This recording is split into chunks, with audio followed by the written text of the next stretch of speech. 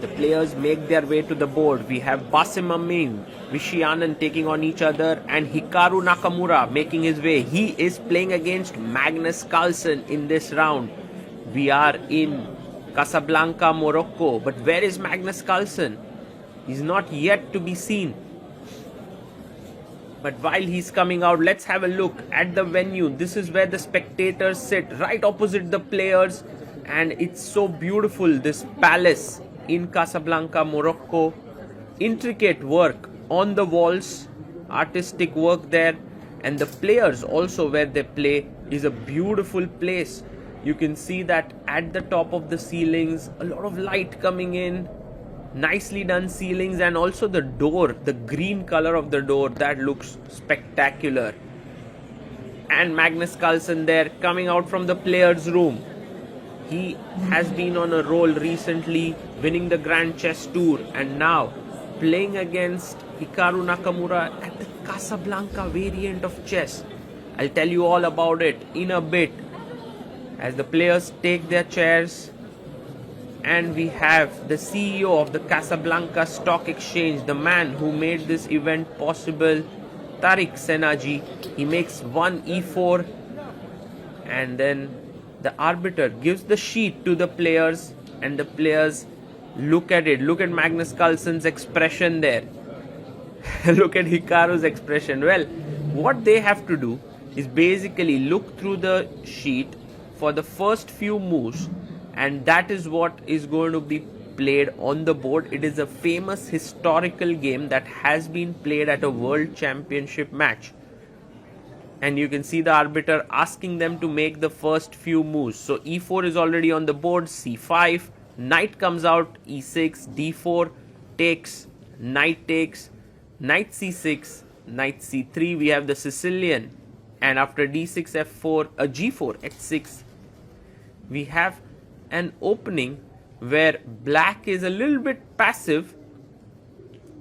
Takes on d4, queen takes, g7 is hanging, e5 is played, the queen comes back, and bishop comes out. So this is the starting position. They keep the paper on the side. This is actually the famous game of Karpov versus Kasparov, which continued with the moves now knight d5, rook c8, c3, knight f6, takes, and here queen takes was played, just to show you how the game continued.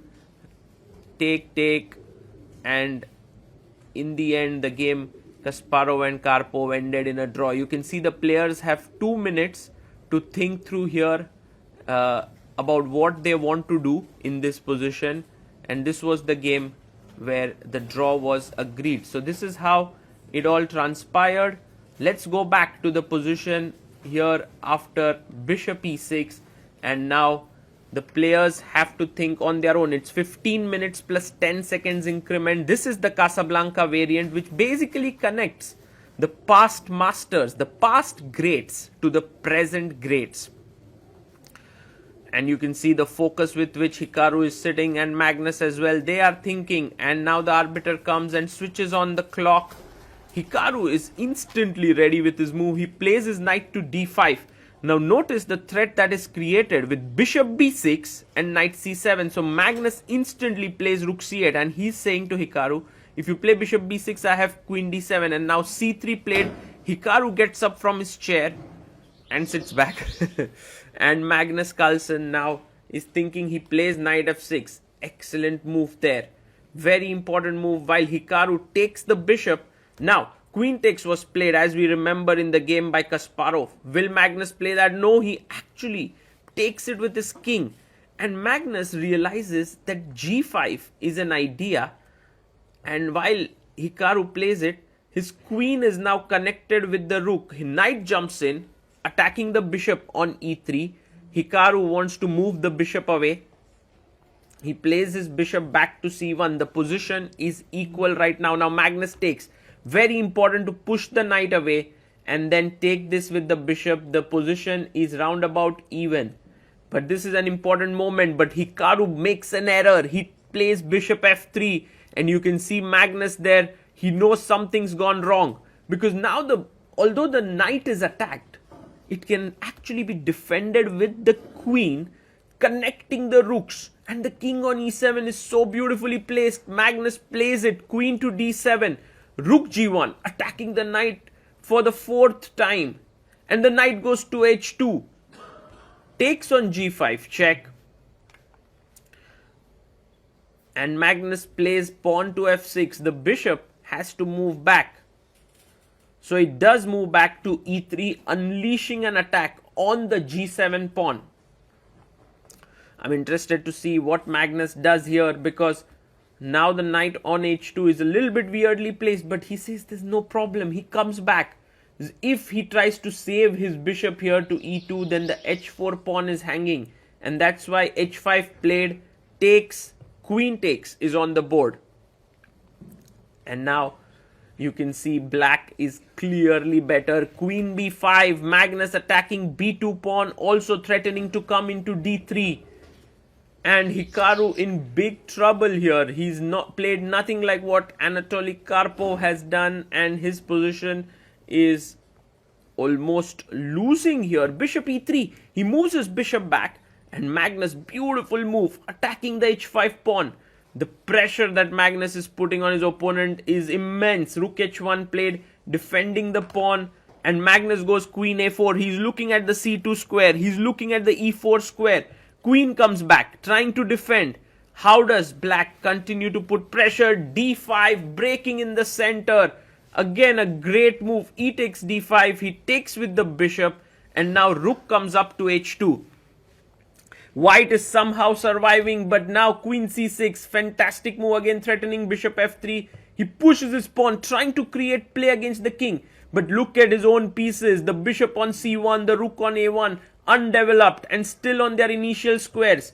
Magnus will punish this. Rook takes, bishop takes, but how exactly after fe5? Magnus needs to find an excellent move here.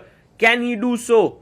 Well, he does it. Rook e8. What a move now. You can see how the rook has lined up against the queen and the king. The queen has to move away, but now after king f7, which defends the pawn there, bishop e3, e5 is hanging. Just have a look at this. This bishop does not let the white king castle. Rook e5 played, king comes up, but now with queen d5 check, look at Magnus. He knows the writing is on the wall. He knows his win is right there. Queen d5 check played, and now the king has to move away. If you go king c2, there is already a queen e4 check, so he goes king c1. But now the bishop can be chopped off, and queen d1 is a mate. He takes it. Hikaru resigns. Magnus Carlsen has won.